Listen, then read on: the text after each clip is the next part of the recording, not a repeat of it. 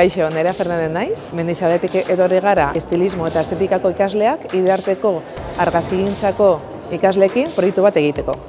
Kaixo, ni Dani naiz, Idarteko irakaslea eta argazkigintza mintegiko irakaslea. Aurten Mendizabala ikasleekin erronka bat taxutu dugu, argazkilaritzako gure ikaslekin, haiek ekarritako lan batzuk dokumentatzeko erretratuaren bidez.